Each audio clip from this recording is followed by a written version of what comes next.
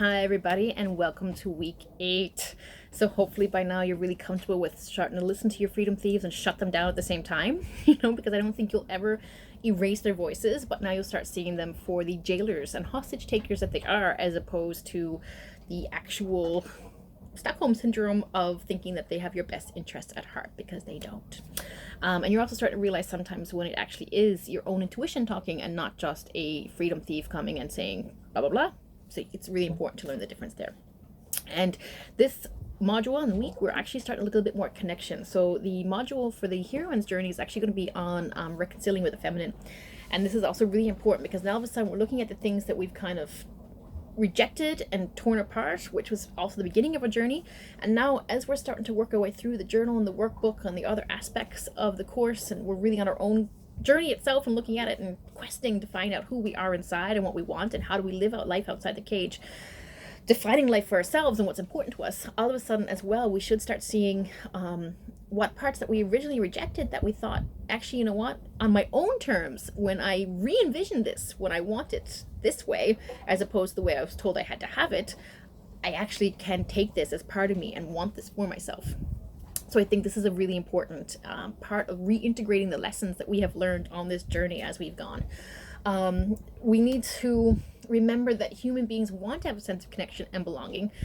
But the wonderful thing is that now, instead of in caveman days, when we had to be forced into whatever group we were born into, we have the opportunity now to go find our own people. We can find our own tribe, and we can now have the flexibility and the wonderfulness that we can actually just be like, you're toxic and I don't need you in my life right now, and I'm going to remove myself and find people who are not toxic. And also the whole thing with extroverts and introverts, we're even told now that we finally figured out that it's okay to be alone. If you need time to recover and refuel, do it, take it. Just, remember that you're doing things as always from the inside out, from a positive place, that you're doing this to refuel yourself and give yourself energy, and it's a positive energy instead of this negative ickiness that you're actually working from the outside in and shining up a cage for someone else to tell you that it looks good, or because you're afraid to shine up a cage and you don't want someone to tell you it looks good. But these are all cages of their own things that we've already discussed.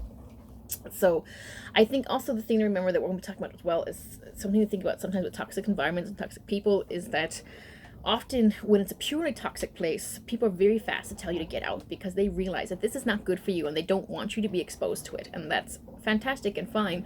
The problem actually is that it's often then when the place is just okay, people we love will often tell us to stay because it's good enough.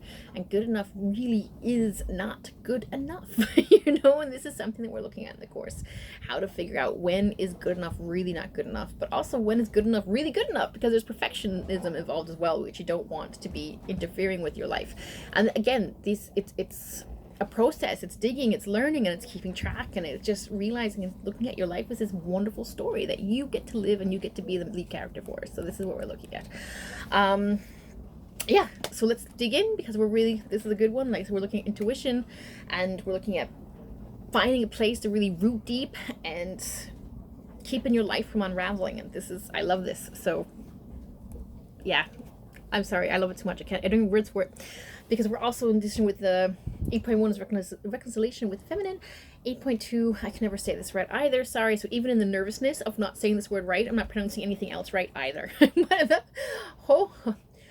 Ho'oponopono, I don't know. It's the Hawaiian practice for forgiveness, and we have a whole module dedicated to this because it's important for how to learn and set boundaries and forgiveness for yourself and for others. And I think this is a really great thing that we should be looking at. And finally, we're starting to really get into the cage busting radiant living of using the energy audit to center and move forward. This is essential in learning how to fight your freedom thieves, and also to reconcile who you are, integrate and find out what you want and when things are starting to slide the other way. So dig into this chapter and this course. It's a juicy one.